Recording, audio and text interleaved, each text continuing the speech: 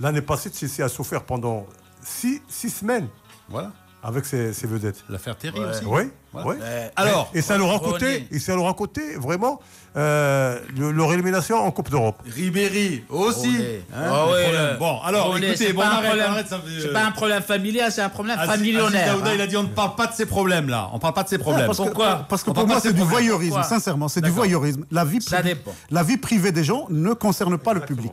C'est une question pénale, c'est une question, je ne sais pas. Tu prends aujourd'hui le site de Marca, le site de As. On parle de la relation entre Casillas et une certaine Salazar. Hein.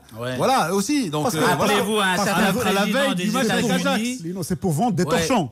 C'est pour vendre des torchons. Mais les vedettes, ils sont là pour l'exemple aussi. Marca, tout le monde s'y identifie. Moi, je n'ai pas cette idée du journalisme, en toute sincérité. Parce que ça, c'est le manque. C'est un manque.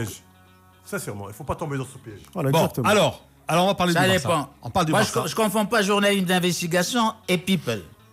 Je ne confonds pas. Investigation aussi. اللي ما لقاش باش يبيع الجورنال تكتب بحال هذا الشيء صافي. D'ailleurs, en Russie, ça dépend de la manière dont c'est traité. En Russie, ou bien il faut échanger, c'est un problème très complexe. On n'a pas le temps pour en parler. Ou bien par le scandale, ou bien par la compétence.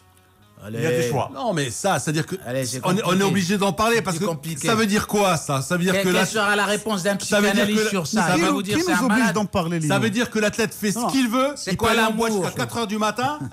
Il rentre, il se couche à 6h du matin et à 9h, il est à l'entraînement pour s'entraîner. C'est son problème avec son employeur. Ça ne regarde pas, nous. Ça regarde son encadrement, ça regarde son club, c'est une question de discipline, c'est leur affaire.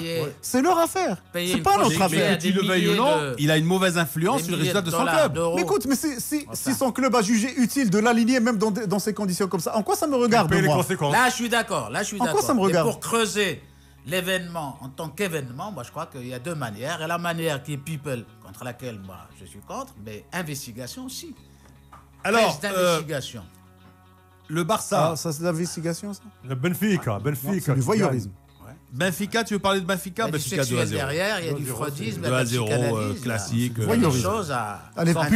Aller piocher dans la vie privée des gens, c'est du voyeurisme. On commence à faire surface en international. La vie privée, c'est la famille. Benfica. Alors, d'accord, bon, écoutez, vous me dites ne parle pas de people, mais on arrête alors.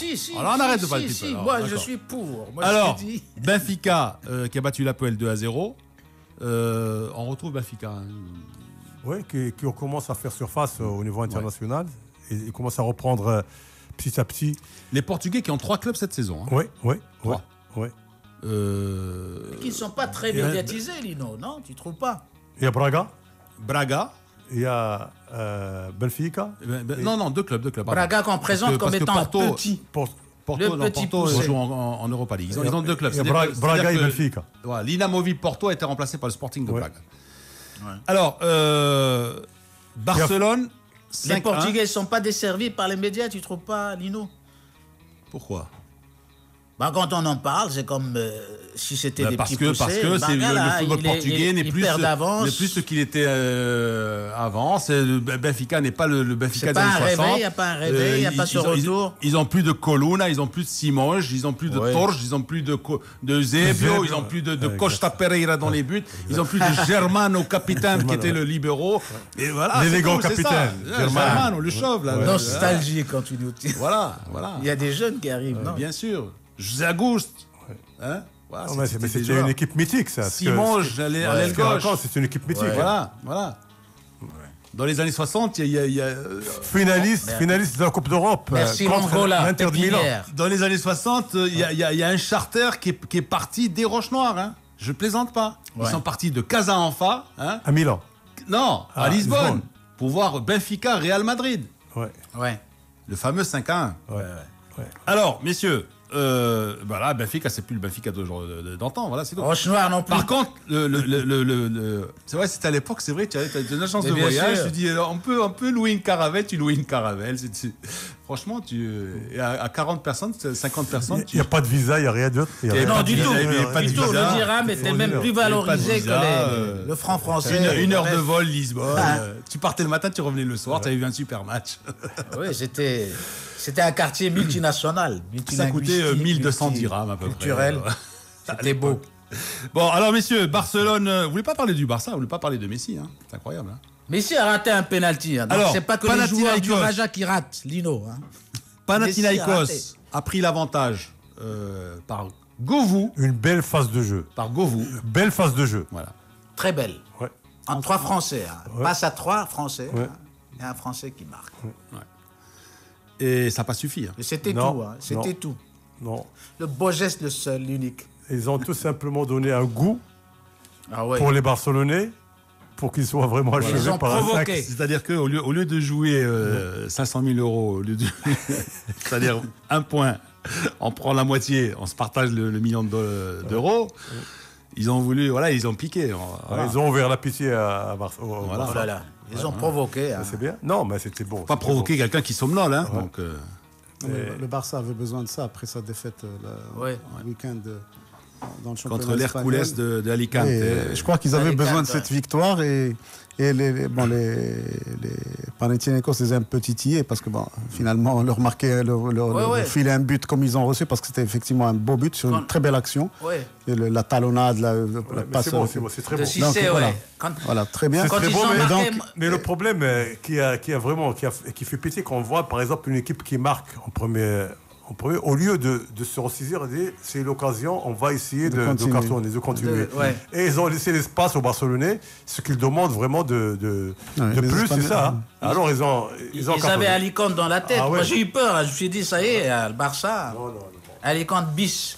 Non, les grands ne répètent pas la même bêtise. Non, parce que balle au pied, personne n'a arrêté. Résultat des courses 5-1 pour le Barça. Hein, donc franchement, il n'y a pas photo. Hein, parce qu'ils auraient pu leur mettre. C'est un très beau match. Hein. Ils auraient pu leur planter 10 buts. Hein, Une autre équipe qui a bien joué, c'est Valence. Bon, là, il y a un petit peu de chance parce que c'est tout des buts de raccro. Ils ont gagné 4-0, mais il y a 2-3 buts vraiment. Mais c'est ça le haut niveau. Ils ont encaissé des buts de gamins. Hein, Bursaspor. On voit, Bursaspor, c'est une équipe qui fait son entrée en Coupe d'Europe. Donc, manque d'expérience, Et il doit payer, l'expérience se paye cher. Qui paye son droit d'entrée en Champions League. Non, tu arrives du championnat turc pour concurrencer le championnat espagnol, c'est pas facile. Donc, c'est un premier pas et ils ont découvert certainement des choses, ils ont appris des choses. Dans le championnat turc, il y a des Galatasaray, des Beşiktaş, des Fenerbahçe qui n'ont jamais pris 4 buts devant un club espagnol.